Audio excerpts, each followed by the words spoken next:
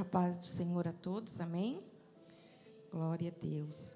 Bom estarmos aqui. Glória a Deus. Eu quero iniciar este culto meditando na palavra. Hoje nós teremos estudo, né? Mas eu quero ler uns versículos que está em Isaías 40, do 25 ao 31.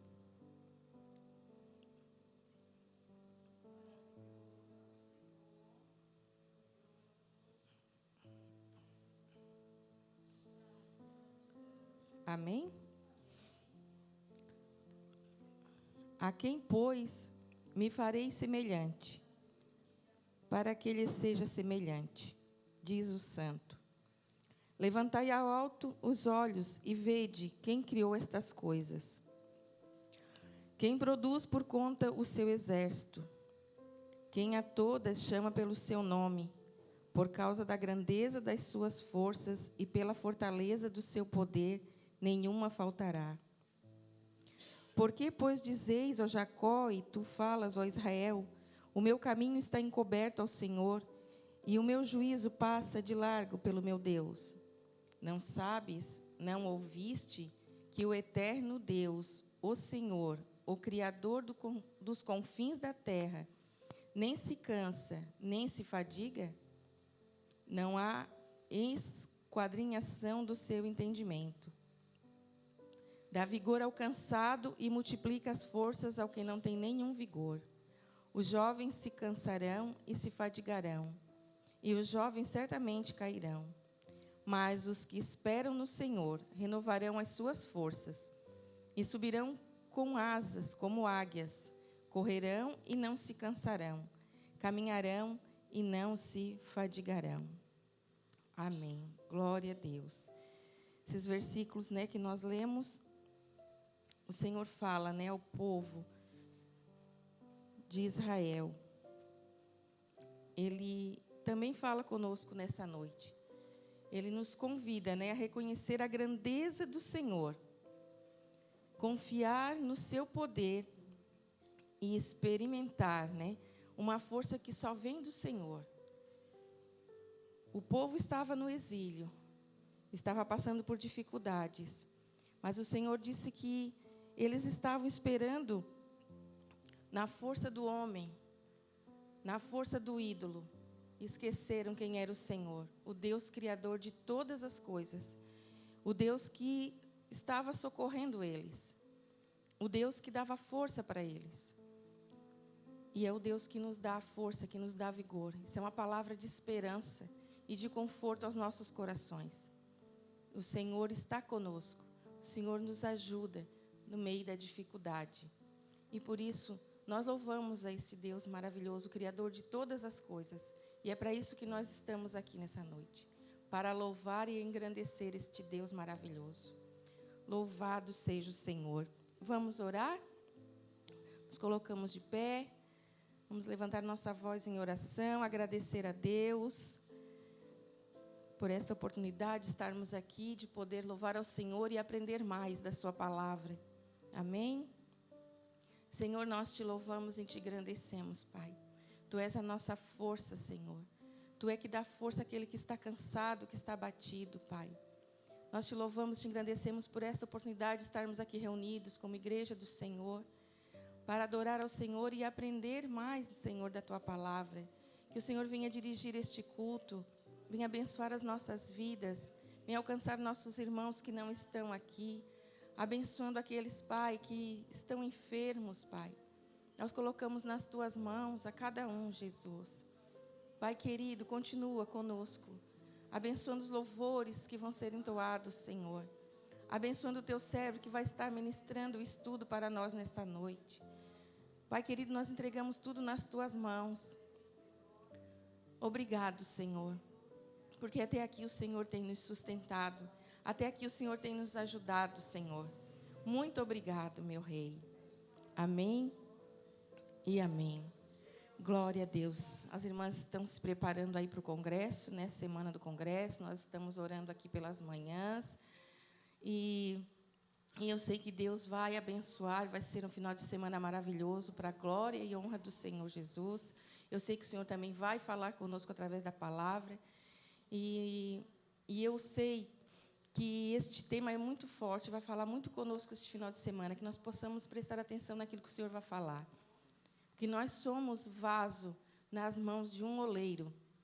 Deus, nós estamos na mão do nosso Deus. E que nós possamos nos deixar ser moldados por Ele, para que Ele possa fazer da nossa vida um instrumento para ser usado por Ele, para a glória dEle. Então, eu convido desde já, todos os irmãos a participarem, a convidar alguém para estar aqui. Vamos aproveitar essa oportunidade enquanto as portas estão abertas, enquanto nós temos vida, enquanto nós temos fôlego. Porque Salomão disse que na sepultura não tem como nós louvar o Senhor. Os vivos é que louvam ao Senhor. E nós estamos vivos, com a graça de Deus, nós vamos estar louvando ao nosso Senhor. Amém? Eu agradeço a oportunidade, passo o ministério de louvor.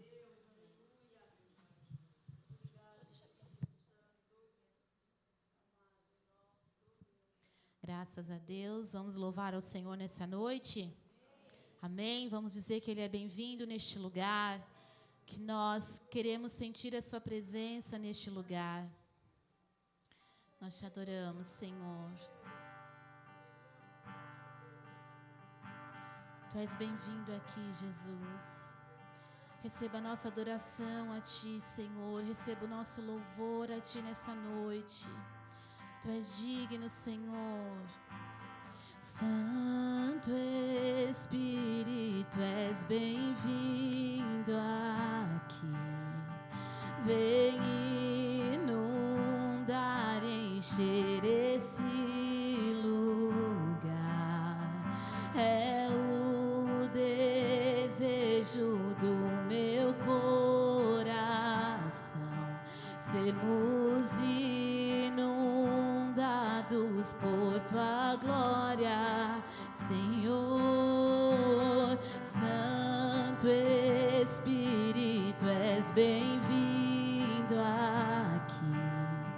Vem inundar e encher esse lugar.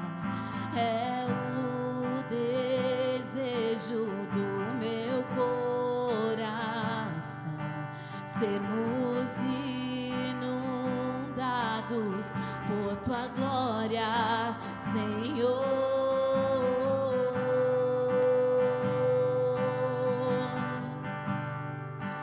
Oh, vem com Tua glória, Senhor.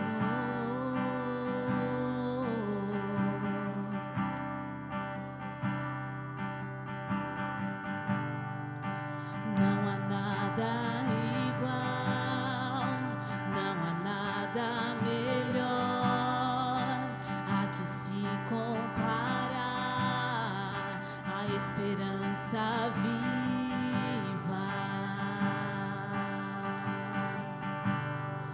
Tua presença,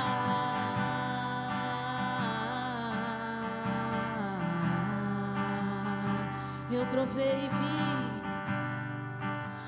Eu provei e vi o mais doce amor que liberta o meu ser e a vergonha desfaz. Aqui hoje Tua presença, Santo Espírito.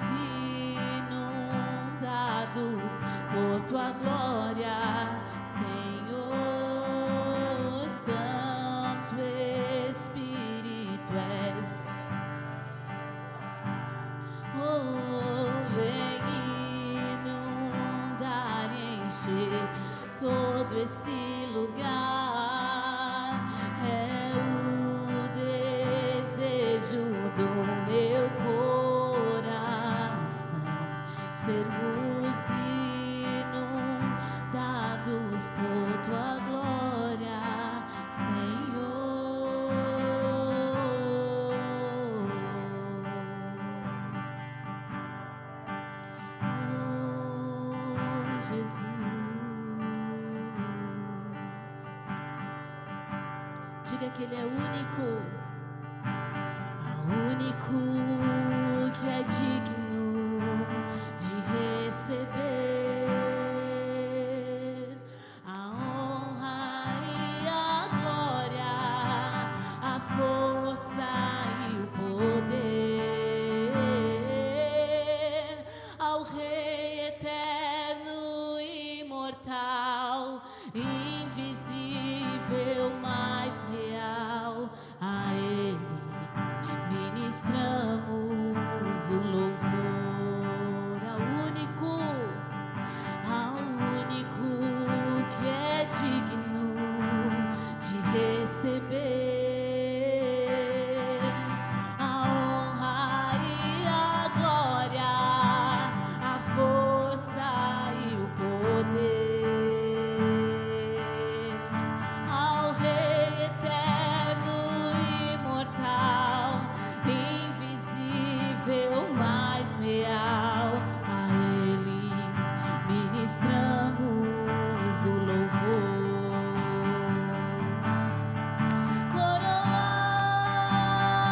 Coroamos a Ti, ó Rei Jesus,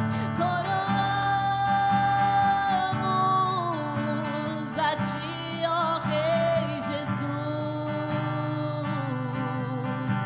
adoramos o Teu nome, nos rendemos aos Teus pés, consagramos todo o nosso ser a Ti.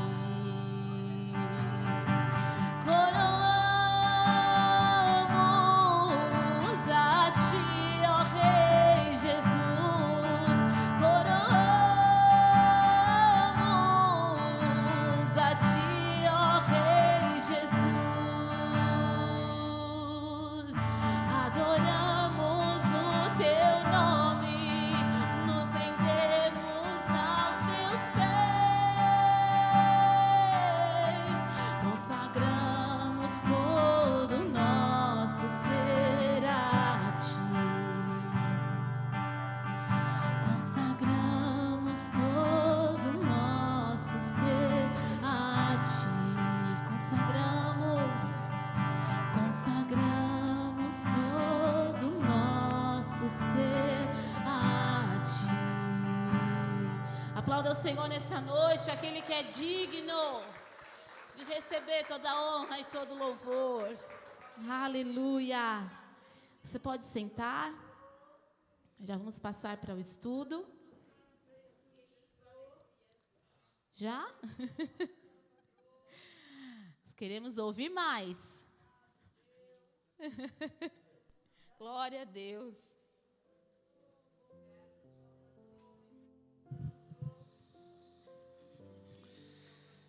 Eles não deixam nem a gente se preparar direito. Vamos abrir a sua Bíblia em 1 Pedro. Que a gente chega, né, tenta dar uma relaxada, né, se acostumar com o ambiente. Não tem tempo. E principalmente hoje, a gente vai falar sobre um texto, né, de difícil interpretação. Hoje, mais do que nunca, precisa ser realmente um culto de estudo. Mas a gente vai ter que... Eu não achei justo a gente pular esse texto, né? Me deu vontade, irmãos, e a gente já começar logo no capítulo 4, né, e pular esse texto. Mas eu não acho justo, né, a gente deixar de enfrentar os desafios. A pregação expositiva, ela nos coloca diante dessas situações, né? Estava conversando com o nosso pastor essa semana sobre como que eu ia fazer para falar sobre esse texto. É difícil mesmo, mas a gente vai enfrentar isso. A gente vai enfrentar. A gente já ouviu muitas coisas a respeito desses versículos. A gente vai tentar expor as possíveis interpretações, né? E tentar aplicar para a nossa vida o princípio do que está sendo pregado. E tudo que é pregado, tudo que é escrito, uma carta, ela tem um objetivo, né? Ninguém escreve uma carta simplesmente por escrever. Se eu, hoje a gente não escreve mais carta, né? Mas eu me lembro que os meus parentes em Joinville, quando a gente queria se comunicar com eles, muito obrigado, meu irmão.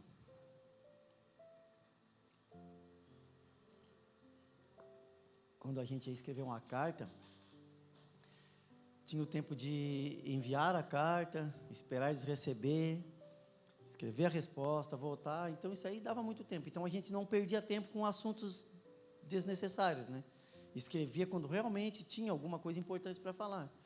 Então, quando Pedro escreve uma carta, tem um motivo pelo qual ele escreveu, né? E isso tem um princípio. Ele tentou passar informações e conselhos para a igreja que estava sendo perseguida lá na Ásia. E a espinha dorsal, a estrutura da carta é o sofrimento, né? É a perseverança em meio ao sofrimento. E Pedro vai ensinando como que se relaciona com os patrões, com as esposas, com os inimigos, com os irmãos, né? Diante das dificuldades, como que se submete à autoridade, mesmo que ela seja uma autoridade ruim, porque os cristãos, eles eram mal vistos, eram mal falados, por fazer coisas ruins? Não. Eles eram mal falados justamente por fazer coisas diferentes. Em meio a um mundo caído, onde as pessoas faziam, onde fazer o que era errado era normal, os cristãos fazendo o que era certo, seguindo os princípios de Cristo, eles eram perseguidos. Quantas vezes as pessoas que às vezes estão em ambiente contaminado pela luxúria, pelo adultério, e as pessoas querem fazer a coisa certa, são taxados de querer ser o bonzinho, é o santarrão, né? Haja vista que os puritanos, que foi um movimento que mais produziu conteúdos teológicos, orações, hinos, e o fato de eles serem chamados de puritanos era um apelido pejorativo. Os puros, os puritanos, querem ser mais puros do que os outros. Eles abraçaram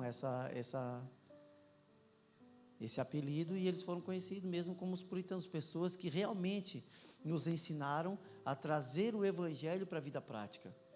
Não é só uma teoria, não é só uma filosofia, não é só um conhecimento abstrato, é algo que a gente precisa trazer para a prática, trazer o reino de Deus para as nossas vidas. Então os cristãos estavam sendo taxados de pessoas loucas, né? Estranhas, com princípios estranhos. E Pedro vai falar para eles que nós devemos responder essa atitude deles com uma outra munição, que não a mesma. Não é com ferro fere e com ferro será ferido. Então, Pedro está dando uma outra munição. É tratar a perseguição com amor. É se comportar de uma outra forma. É o que a Bíblia fala, colocar brasas sobre a cabeça dele. Você já passou pela situação de você desejar o mal para alguém ou sentir raiva de alguém em algum momento específico da vida? Vocês são melhores que eu sei, eu já passei por isso. E a pessoa tratar a gente melhor, né, tratar a gente com carinho, com respeito, a gente fica com a consciência pesada, é pior que um tapa na cara. Porque se ele me tratasse da mesma, se ele tivesse raiva de mim, seria melhor, porque pelo menos eu teria um motivo para sentir raiva. Mas quando a pessoa não dá motivo para a gente sentir raiva, a gente tem que admitir que a pessoa é melhor do que a gente, né? Coloca brasas na cabeça dele. É o que Pedro está ensinando o povo dele, a colocar brasas na cabeça dos perseguidores. Fazer com que eles enxerguem que eles estão sendo perseguidos, que eles estão perseguindo, não porque eles fazem de ruim, mas porque eles fazem de bom. E nós, como cristãos, recebendo essa carta hoje, nós devemos ter esse princípio de mudar o tipo de munição, responder com outro tipo de resposta, né? Responder com o bem, quando somos tratados com o mal, né? Não é dar um tapa, eu vou responder com tapa. Jesus deu esses princípios para a gente, vira o rosto, dá outra face, para caminhar uma milha, caminha mais uma milha, e esse é o princípio da carta, e ele vem tratando. E a gente vai tentar tirar esse princípio desse ensino hoje. E ele começa o versículo 18 falando assim, acompanhem comigo e fiquem com a Bíblia aberta. 3. Capítulo 3 e o versículo 18. Irmão, fica com a Bíblia aberta. Pois Cristo também sofreu por nossos pecados, de uma vez por todas, embora nunca tenha pecado, morreu pelos pecadores a fim de conduzi-los a Deus. Sofreu morte física, mas foi ressuscitado pelo Espírito, por meio do qual pregou aos espíritos em prisão, aqueles que, muito tempo atrás, desobedeceram a Deus, quando ele esperou pacientemente, enquanto Noé construía sua embarcação. Apenas 8 pessoas foram salvas por meio da água do dilúvio. Aquela água simboliza o batismo, que agora os salva. Não pela remoção da sujeira do corpo, mas porque o batismo, vocês declaram ter boa consciência diante de Deus. Ela é eficaz por meio da ressurreição de Jesus Cristo. Agora Cristo foi para o céu e está sentado no lugar de honra à direita de Deus. E todos os anjos, autoridades e poderes sujeitam-se a Ele. Então, falando do sofrimento, ele já inicia dando um exemplo para a gente. Que Cristo também sofreu. Mas sofreu porque fez coisa ruim? Sofreu porque pelos seus erros, pelo que ele fazia de mal? Não. Ele fala, Cristo sofreu por nossos pecados. Em algumas versões, o injusto pelo injusto. Então, se Cristo sofreu pelos nossos pecados, se um justo morreu por causa do injusto, quanto mais nós. Então, ou seja, Cristo é o nosso exemplo supremo. Você pode até achar injusto, mas eu não fiz nada de errado. Eu não fiz nada, não cometi erro nenhum, por que estão me perseguindo? E a gente tende a se sentir injustiçado. Mas quem foi mais injustiçado do que Cristo? Quem foi mais injustiçado do que o nosso supremo exemplo de bondade, humildade e amor? A gente canta o amor que nos constrange, né, o amor que nos alcançou, né, que fomos amados mesmo sem merecer. Mas quando nós somos chamados a dar uma resposta igual a Cristo, com o mesmo princípio, nós nos sentimos injustiçados. A gente quer transferir a culpa. Mas eu não tenho culpa de nada, não tem motivo pelo qual eu sou perseguido. Irmãos, você vai ser perseguido. Porque você é luz em meio às trevas. Você carrega uma verdade que o mundo não suporta. Você carrega uma luz que revela os maus comportamentos, os maus hábitos. Você carrega uma luz que revela o pecado das outras pessoas. Numa roda de mentiroso, ninguém quer uma pessoa que odeia mentira. Ele vai estar toda hora apontando o erro. E quem não é convertido, quem não tem a iluminação do Espírito Santo, quem não tem o convencimento do Espírito, não quer ver os seus pecados serem apontados o tempo todo. Não quer que as pessoas estejam olhando para ela e dizendo, isso aí está errado. Ela quer estar num lugar de tranquilidade. Ela quer estar de boa, um lugar onde ela é aceita. Como ela é. Não é a prática, não é o princípio do amor contemporâneo. Quem ama, aceita. Quem ama, aceita como é. E eu quero estar num lugar onde eu posso ser aceito como eu sou. Mas não é isso que a Bíblia ensina. Nós carregamos uma verdade e nós não podemos reivindicar esse direito de ser aceito no mundo que só carrega trevas. Então é normal. Por isso ele fala no versículo 17, lembre-se de que é melhor sofrer por fazer o bem, se for a vontade de Deus, do que por fazer o mal. Porque se você carrega essa verdade, se você carrega essa luz, se você anda nos caminhos de Deus, se você faz parte dessa aliança, é da vontade de Deus que você seja perseguido mesmo. Vai ser, não tem como não ser. E Cristo é o nosso exemplo supremo disso, é o nosso maior exemplo. Cristo também sofreu por nossos pecados.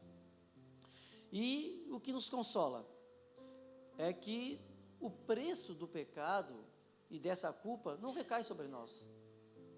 Ele está falando para esses irmãos que estavam perseguidos lá na Ásia Menor, para eles ficarem tranquilos.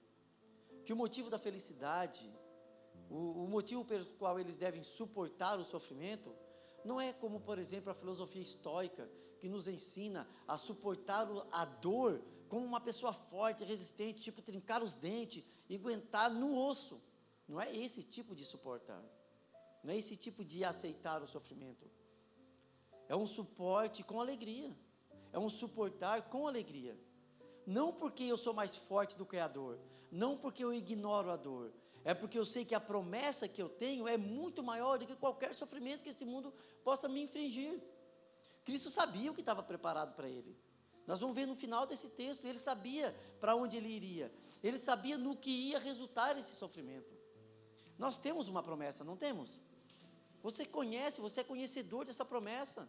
Nós falamos dias após dias, conversamos, falamos o óbvio todos os dias. E nós suportamos todo o sofrimento, e aquele povo suporta todo o sofrimento. Suporta.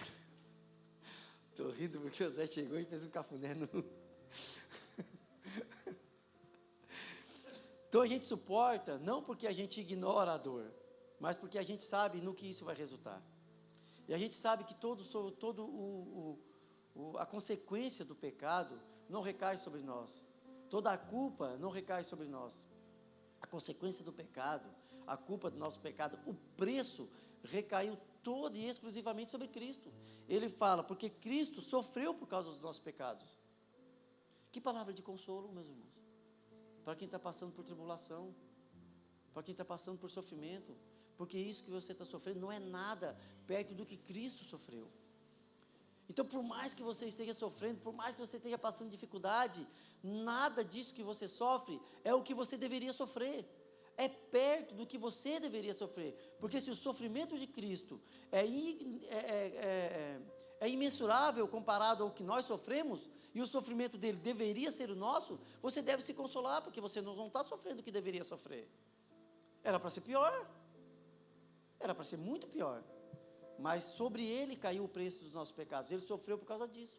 E uma vez mais, ele fala que ele sofreu de uma vez por todas. Ou seja, o nosso consolo, a nossa tranquilidade, o nosso descanso está na certeza de que esse fantasma não vai voltar para nos assombrar.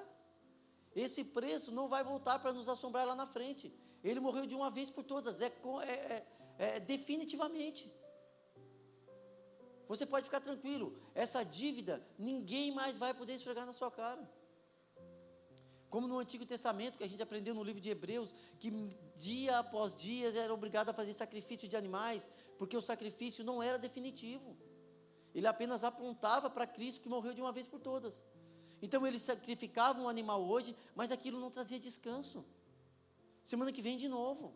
E na semana que vem de novo. E cada vez que pecasse, a culpa daquele pecado, a culpa daquele erro recaía sobre eles. E eles precisavam de novo ir lá e sacrificar um animal.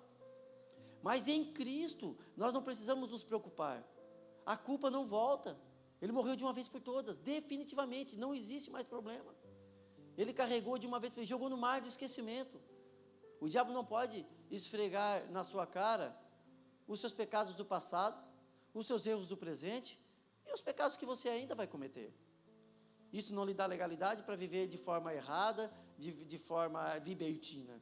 Muito pelo contrário, a Bíblia fala que aqueles que foram alcançados pela graça, eles desejam viver pela graça e viver dentro da lei. Eles vão viver, empenhar todas as suas forças para obedecer os mandamentos de Deus, para andar dentro dos caminhos de Deus. Mas, eventualmente, errando, nós temos um advogado no céu. João não fala? Filhinhos, falo isso para que vocês não pequem. Mas se pecarem, nós temos um advogado. Então, a morte de Cristo, ela foi de uma vez por todas. E embora ele nunca tenha pecado, ele morreu pelos pecadores com um objetivo: de nos conduzir a Deus. Irmãos, é consolo para quem sofre perseguição. É consolo para nós que estamos sofrendo em um mundo caído. Olha quantas notícias você tem recebido de ruim, principalmente no último mês. É Estados Unidos contra Brasil, é taxação, é problema, é guerra na Ucrânia, é Brasil que vai sofrer uma recessão, é empresas que vão fechar, é gente que vai para a rua, o aposentado não se aposenta mais, é golpe, é isso, é aquilo outro, e a gente vai se preocupando e vai deixando isso tudo nos deixar atribulados. Meu Deus, gente, vocês não fazem parte desse mundo. Vocês não fazem parte disso. A palavra de consolo está de que Ele morreu para nos conduzir a Deus. Vocês viram que essa semana a gente perdeu um grande nome da igreja, o John MacArthur, a gente já perdeu o R6 Pro, esse ano ainda, né? Foi esse ano que o Sproul morreu e agora a gente perdeu o MacArthur. Expoentes da teologia. Para mim, pelo menos, duas pessoas que influenciaram demais todo o meu aprendizado.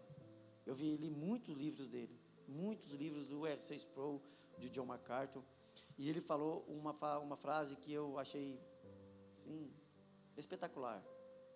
R6 Pro falou que o último dia do homem é o dia mais feliz da vida dele. Porque é o primeiro dia que ele vai estar se encontrando com Cristo, né? Então, por que a tribulação? Porque Cristo morreu de uma vez por todas, meus irmãos, para nos conduzir a Deus. Você acredita que a morte de Cristo foi eficaz? Cristo podia ter errado? Ele era Deus. Jesus é Deus? Com certeza, né? Ele pode errar, meus irmãos? Não. A Bíblia fala que os sonhos de Deus, a vontade de Deus pode ser frustrada? De forma alguma. Cristo morreu por você? Então tem que ter sido eficaz essa morte. Ela tem que ter sido eficiente. Porque senão nós temos que admitir que Deus falhou. E se Ele morreu para te conduzir a Deus, por que nós temos dúvida de que quando nós morrermos, nós vamos nos encontrar com Ele? Se a morte dele é eficaz, se a vontade dele não pode ser frustrada, por que a morte nos assombra quando a gente sabe que Cristo venceu a morte? Nós não podemos nos esquecer que Pedro está escrevendo essa carta para uma igreja perseguida. E nós estamos à beira da perseguição. Mesmo que a gente sofra uma perseguição velada, porque crente é taxado de burro, ignorante, retrógrado, atrasado, que acredita em fábulas. Isso é um tipo de perseguição. A perseguição na mente, a perseguição ideológica, a perseguição intelectual, meus irmãos, tem sido mais eficaz para o reino das trevas do que a perseguição física no início da igreja. Porque naquele tempo as pessoas eram mortas, eram lançadas aos leões e a igreja crescia cada vez mais. Mas hoje, pelo menos aqui no Brasil, a gente vê que as pessoas não são mais mortas por causa do Evangelho. Ninguém é lançado às feras, mas a perseguição ideológica, a perseguição intelectual está afastando as pessoas da igreja, principalmente os jovens. Nas faculdades, os nossos jovens já têm vergonha de dizer que são crentes. Não tem mais coragem de falar porque vão passar vergonha. As pessoas vão rir deles. É um tipo de perseguição que a gente está passando. Mas nós também acredito que a gente está à beira de uma perseguição física.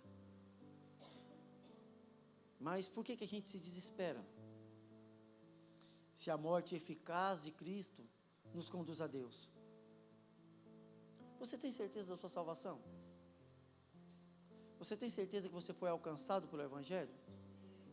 Você vive uma nova vida? Você recebeu essa verdade no seu coração?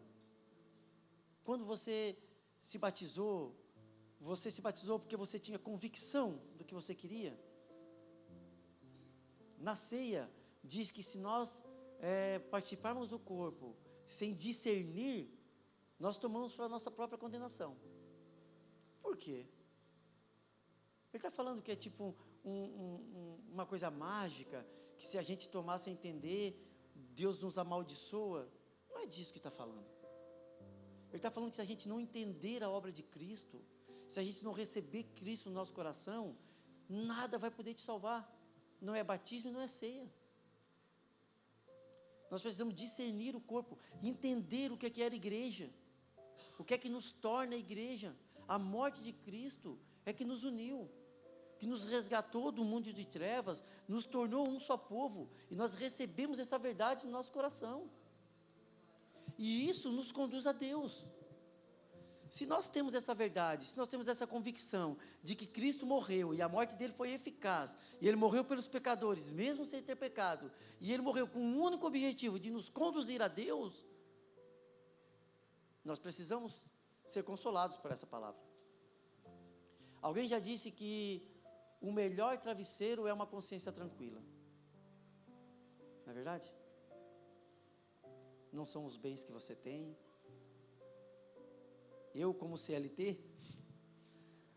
eu prefiro que não sobre dinheiro do meu pagamento, como quase nunca sobra, mas todas as minhas contas são pagas.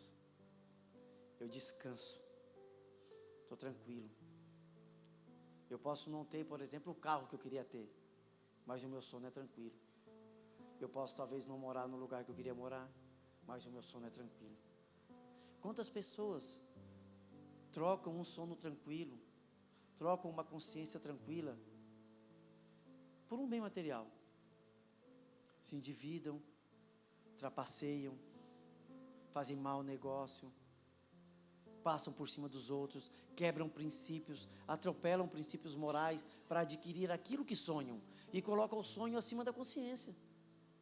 Pessoas que não dormem em paz, dormem com a base de comprimido, a base de remédio, se preocupando com coisas que não deveriam se preocupar.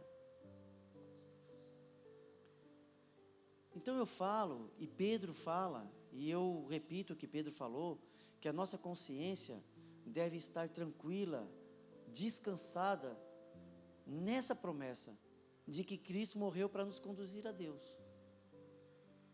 Você está caminhando a passos largos para se encontrar com o Pai. E como a R.C. Sproul disse, o último dia do homem deve ser o dia mais feliz da vida dele. Não se entristeça, não se preocupe com o que está acontecendo. Não se preocupe com as perseguições, com a taxação do Trump, é o Lula que faz isso, é o Bolsonaro que faz aquilo, e fica se preocupando com meu irmão, vocês não fazem parte desse reino. Eu não estou dizendo que vocês não vão ser afligidos por isso, mas a nossa aflição é recebida no Espírito, com essa promessa, de que nós estamos sendo conduzidos à eternidade. E nada nesse mundo pode se comparar à glória do que está por vir. As pessoas estão desesperadas e nós estamos falando, é temporário. Daqui a pouco acaba. Mas nós vamos morrer de fome, glória a Deus. Mas aí não vai poder comprar o campo, glória a Deus também, irmão. Vai comer carne só umas vezes por semana, glória a Deus. Tudo bom. Porque Ele morreu. Ele sofreu, na verdade. Algumas passagens falam que Cristo morreu, né? A minha diz que Cristo sofreu e eu acho que é a melhor tradução. Sofreu pelos nossos pecados, ou padeceu, e foi de uma vez por todas, foi definitivo, foi cabal, embora Ele nunca tenha pecado, mas morreu pelos pecadores, que sou eu, e que é você, a fim de nos conduzir a Deus. E aqui, Pedro usa uma frase, que é para confrontar uma crença herética, do início da igreja, de que Cristo não teria vindo em corpo físico, porque se a carne é má, Deus não pode ter vindo em carne.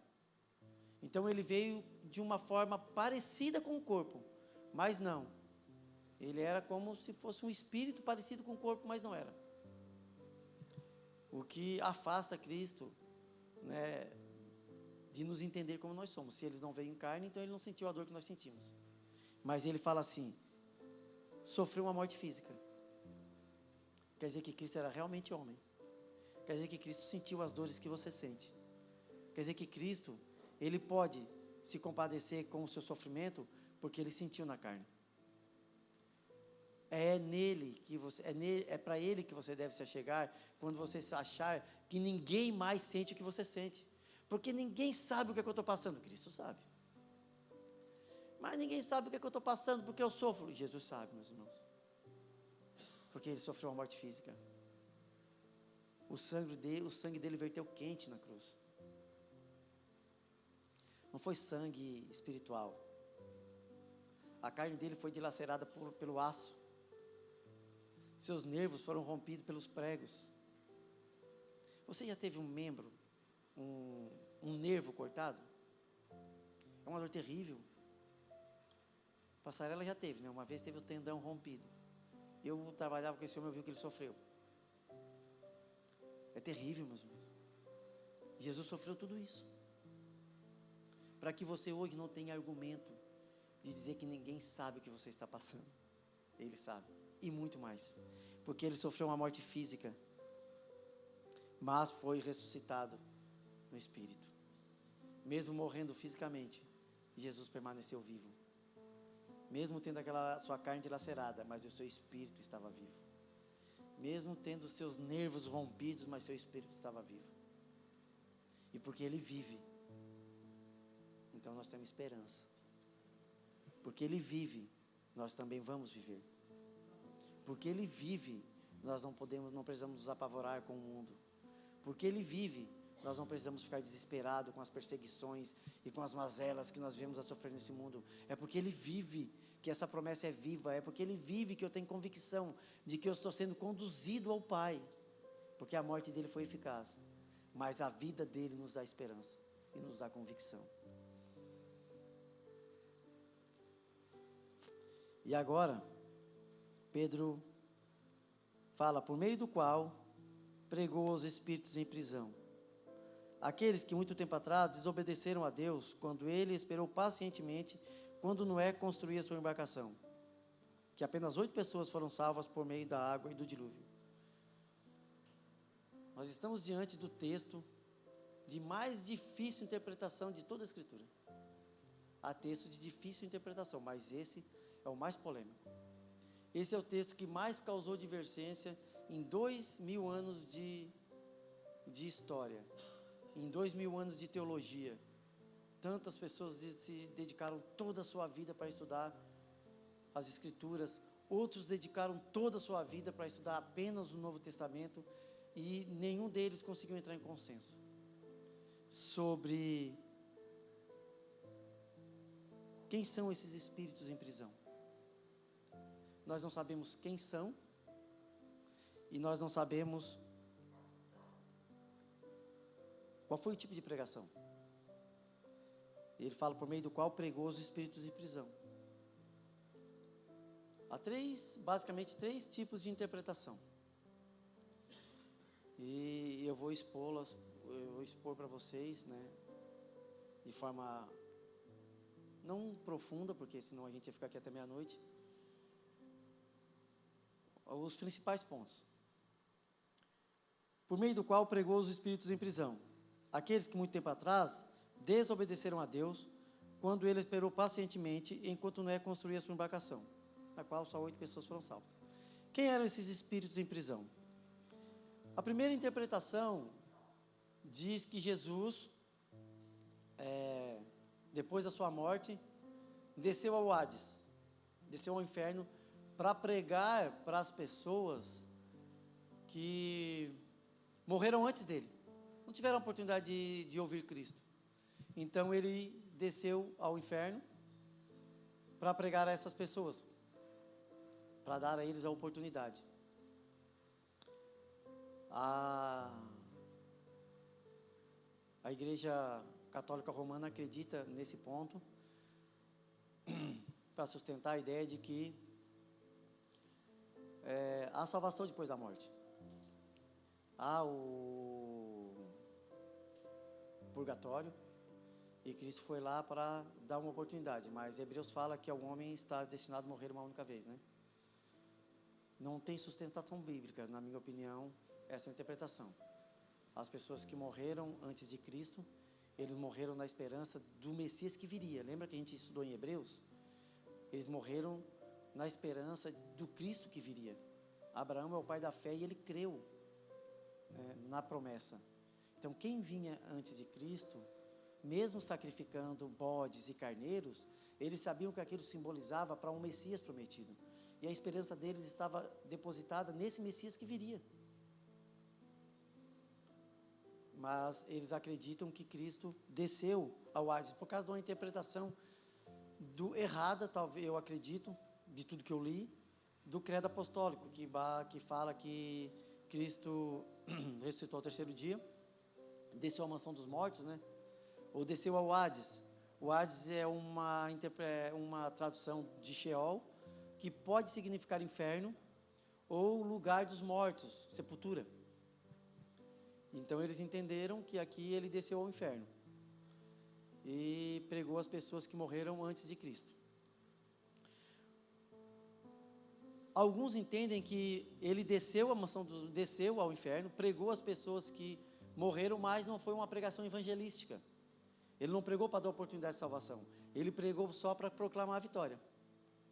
Ele foi lá, falou que venceu, mostrou que ele venceu, mas não há salvação para aqueles que foram desobedientes no tempo de Noé.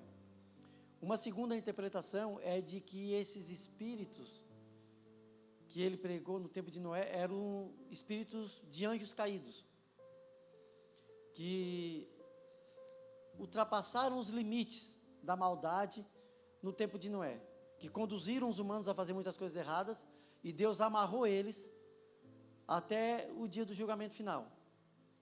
E Jesus, depois de sua morte, depois da sua ascensão aos céus, não foi depois da morte, enquanto ele estava morto, depois que ele ressuscitou e ele subiu aos céus, nessa ascensão, ele passou nessas regiões celestes e ali ele proclamou a vitória dele a esses espíritos.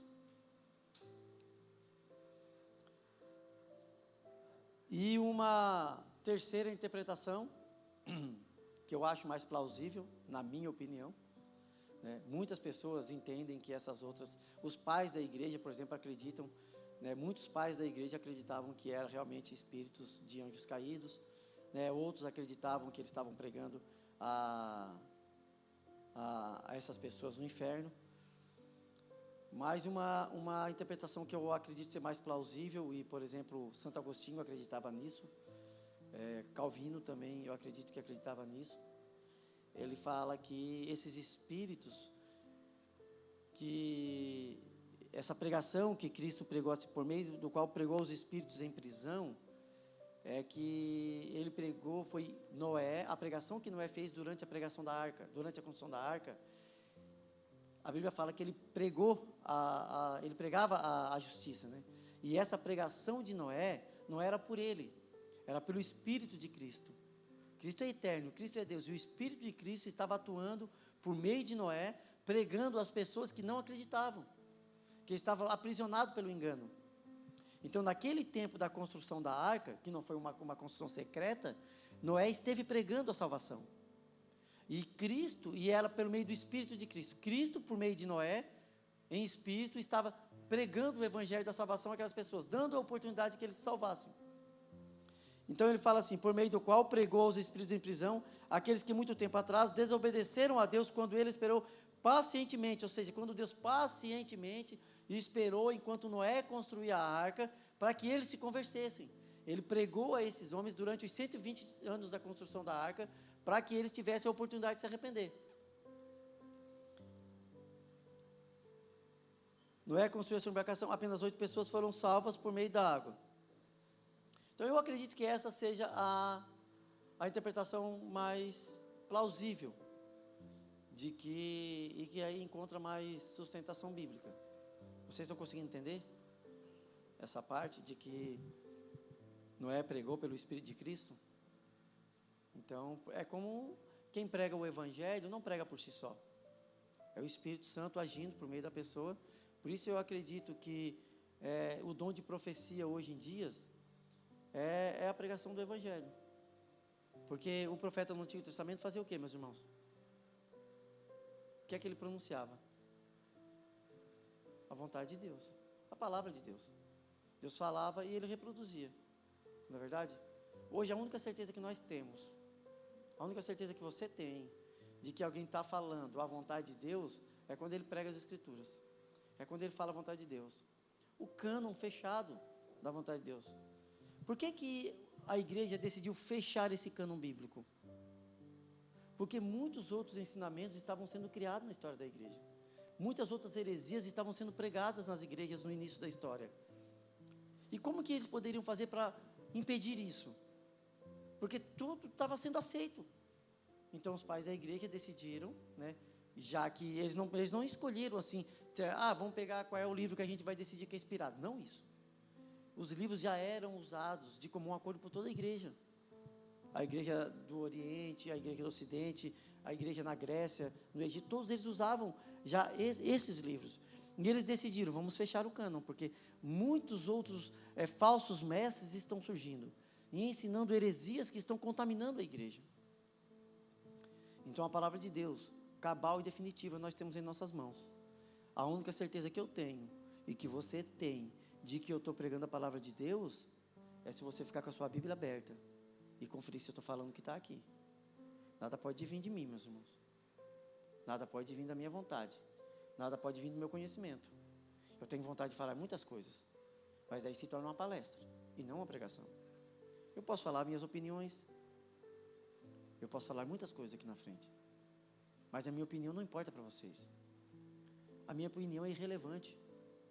A minha opinião não salva. A minha opinião não conduz à verdade. Somente as Escrituras conduzem à verdade. Para mim ser boca de Deus, eu tenho que ler as Escrituras. Eu tenho que explicar a Escritura. E eu tenho que aplicar as Escrituras. Caminhando dentro de um princípio correto da palavra de Deus. Vocês entendem? Por isso que quando eu prego, eu peço para vocês ficarem com a Bíblia aberta. Para vocês ficarem conferindo. E também motivar vocês a lerem a Bíblia. Porque alguém já disse que quem não lê, precisa acreditar no que os outros falam. Então você precisa ter esse hábito da leitura, de estudo, de aprender. Nós somos o povo do livro. Então,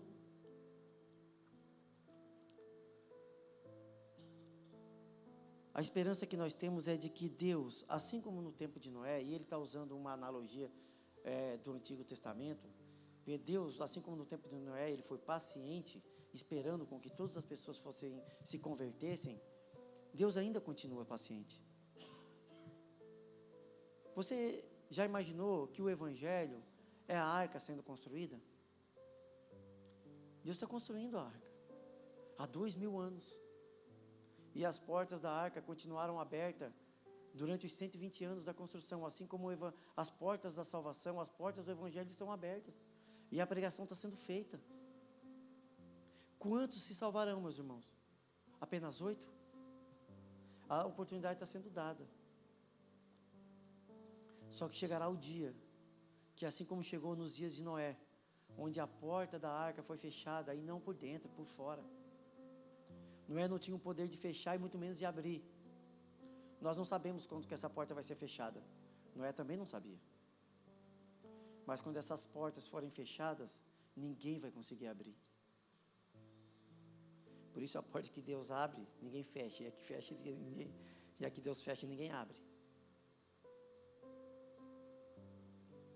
Por isso eu digo, se você tem alguma dúvida de que você realmente recebeu essa verdade, se você tem alguma dúvida de que você realmente recebeu o Evangelho no seu coração, de que você realmente recebeu essa salvação, de que você realmente está sendo conduzido por Cristo a Deus, se você tem alguma dúvida, hoje é o dia de você se voltar a Cristo.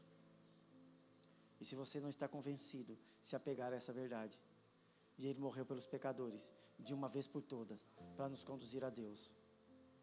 E se você não está convicto, ore ao Espírito Santo. Ore a Deus. Receba uma pregação no seu coração pelo Espírito de Cristo. Toda vez que a Bíblia é pregada, toda vez que o Evangelho é pregado, ele é pregado pelo Espírito de Jesus. E essa verdade precisa ser recebida no nosso coração, trazendo convicção, trazendo certeza, e mais do que tudo, meus irmãos, trazendo tranquilidade, consciência tranquila, para que apesar de que tudo que está acontecendo, nós estamos sendo conduzidos ao Pai. E ele fala, apenas 8 pessoas foram salvas por meio da água do dilúvio. Quer dizer que as águas do dilúvio não salvaram. Elas mataram. As pessoas morreram nas águas do dilúvio. Mas as mesmas, assim como o R.C. Sproul explicou, ele disse que as mesmas águas que destruíram foram as águas que conduziram a arca. Então ele continua dizendo, aquela água simboliza o batismo que agora os salva. Mas a gente sabe que o batismo não salva. Não basta você se batizar. O batismo não é um sacramento salvífico. Ele é um sacramento que expõe a nossa salvação. Ele fala assim, não pela remoção da sujeira do corpo, quer dizer, o batismo não vai tirar os pecados. Mas ele é uma confissão pública, ele é um sinal externo de que você recebeu a salvação no seu espírito. Nós estamos fazendo discipulado com as crianças, com como as pessoas aqui atrás, 7 pessoas estão sendo discipuladas para receber o batismo. Você acha que a salvação vai alcançar essas pessoas quando eles descerem as águas? De forma alguma, meus irmãos. Ele está falando que não pela remoção da sujeira do corpo, mas porque no batismo vocês declaram ter boa consciência diante de Deus. A consciência vem antes das águas. O batismo, ele é um sacramento que expõe aquilo que nós recebemos. Ele é somente eficaz por meio da ressurreição de Jesus Cristo. Ele está usando um exemplo do Antigo Testamento para mostrar como que nós somos salvos.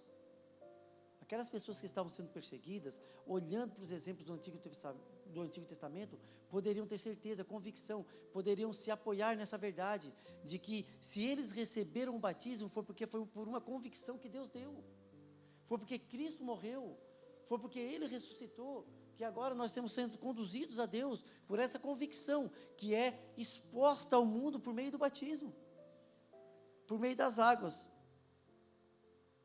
E ele continua no verso 22. Agora, Cristo foi para o céu e está sentado no lugar de honra à direita de Deus. Que maravilha. Cristo morreu em carne, foi vivificado por uma razão, para que você seja conduzido a Deus.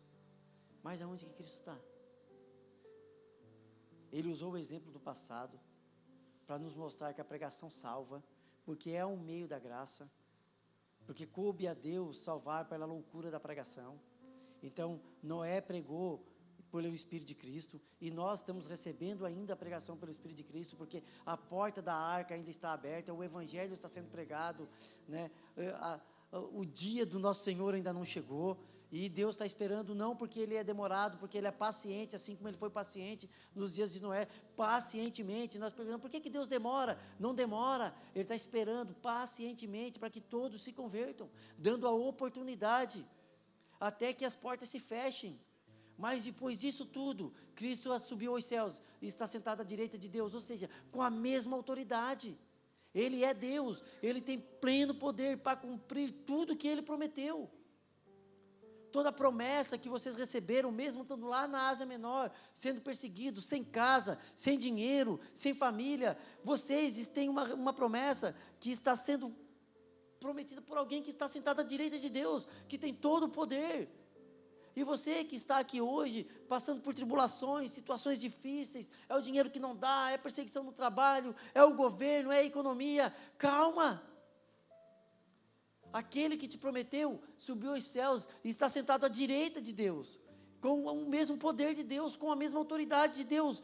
E olha só, todos os anjos, todas as autoridades, todos os poderes se sujeitam a Ele.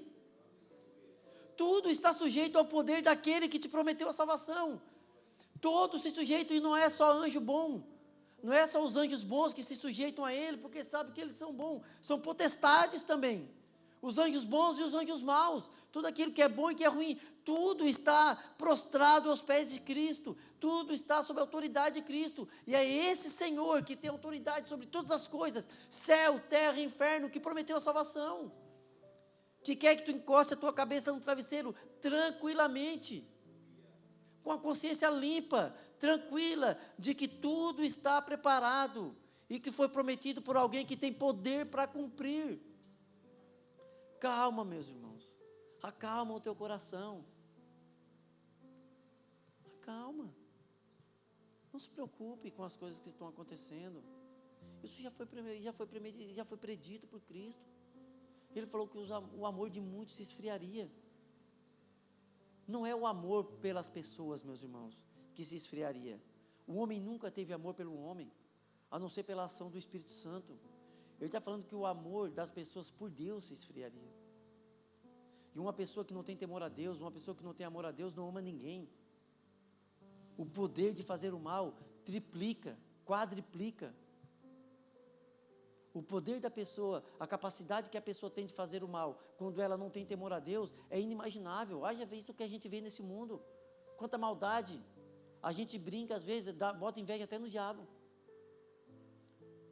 Mas é porque é assim. Não se preocupa com o que está acontecendo no mundo. Porque você não é cidadão desse mundo. Você foi chamado para habitar um outro lugar. Um outro mundo. E você está mais próximo disso do que você imagina. Você está mais próximo dessa verdade. Você está mais próximo de habitar com Ele do que você imagina. Eu costumo dizer para os meus colegas que um dia a mais de vida, eles falam assim, um dia a menos. Não, um dia a mais. Porque eu estou mais perto de habitar com Cristo. E quanto mais perto eu chego da minha morte, mais perto eu estou da minha vida. Quanto mais perto eu chego de morrer, mais perto eu estou de viver. Quanto mais sofrimento tem, mais alegria me sobrevém. Porque eu sei que isso está criando em nós um peso de glória. Está nos preparando para a eternidade. Cristo é o nosso exemplo supremo. Sofreu porque sabia para onde ia, sabia de onde veio. Você sabe de onde você é. Você conhece a sua cidadania. Nós aprendemos nesse livro, no começo. Essas verdades não podem ser esquecidas.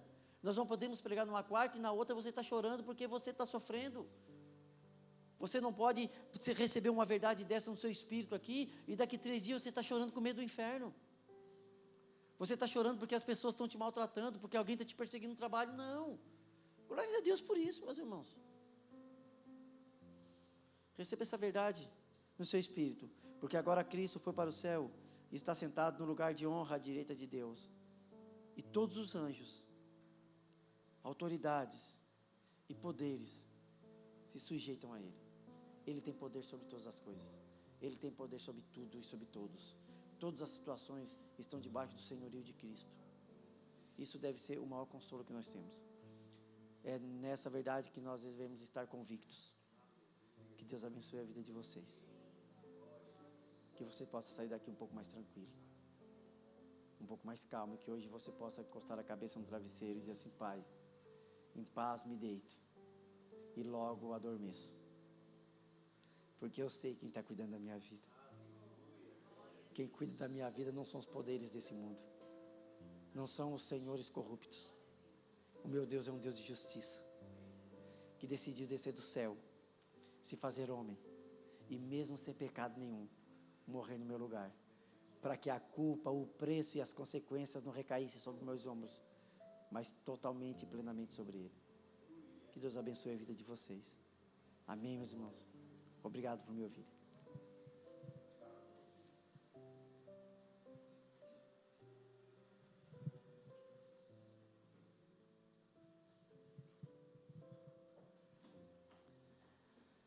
Estão desanimados?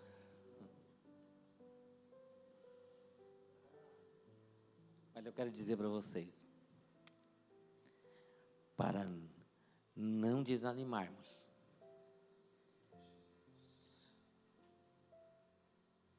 porque,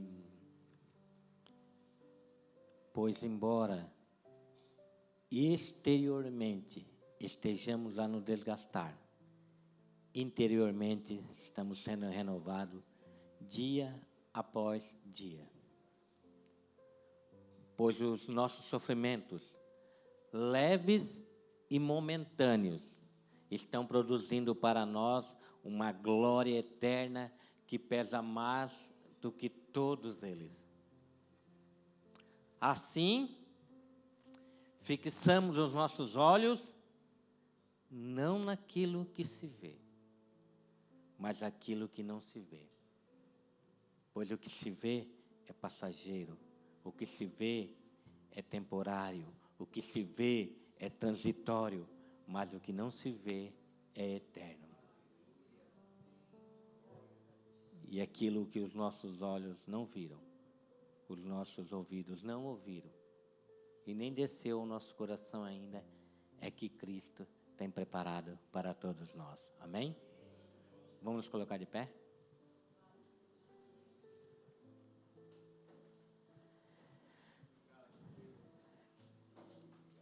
E agradecer a Deus.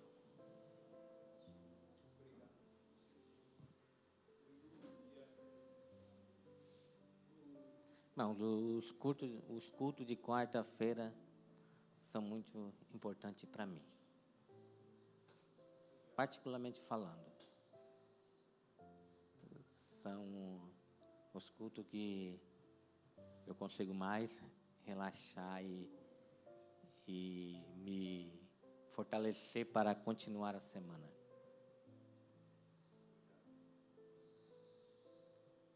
Muito bom. Os cultos de quarta-feira é muito importante para todos nós. Ainda mais ouvindo uma palavra como essa que enche o nosso coração de desejo de buscar santidade. Se a garantia da salvação não encher o seu coração de buscar por santidade, irmão, eu não sei o que é que pode encher o seu coração. Se a garantia de um Deus que te prometeu a eternidade, disse que vai aperfeiçoar o que começou em você, não encheu o seu desejo de ser santo, de ser melhor, eu não sei que pregação pode encher o nosso desejo. Senhor, nosso Deus e nosso Pai, obrigado, Senhor, pela Tua palavra. Obrigado pelo Seu Evangelho. Obrigado porque a Sua palavra fortalece a nossa fé. A Sua palavra enche o nosso coração de coragem para continuarmos caminhando no meio de um mundo que jaz no maligno, Senhor. Mas o Senhor disse que o Seu Espírito estaria conosco, o Seu Espírito estaria nos fazendo nos lembrar da Sua palavra, o Seu Espírito Consolador estaria com todos nós e nós poderíamos descansar tranquilos nos Seus braços, Senhor. Então nós Te agradecemos, Senhor, em nome de Jesus. Se Deus é por nós, quem será contra nós?